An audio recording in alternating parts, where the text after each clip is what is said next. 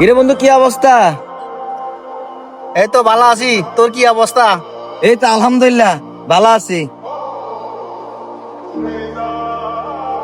তুই আল্লাহ কসম করি কসাই, তুই ভালো আছ? তুই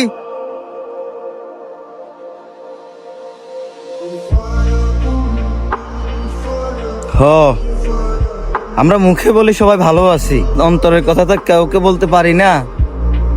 এই তো চলতেছে।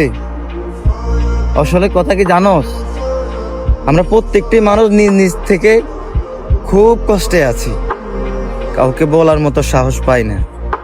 তাই হাসি মুখে বলে দিই আলহামদুলিল্লাহ ভালো আছি। আরে বর্তমান যুগে কষ্টের কথা কাউকে বলে কোনো লাভ নেই, কারণ সবাই সবার মতো।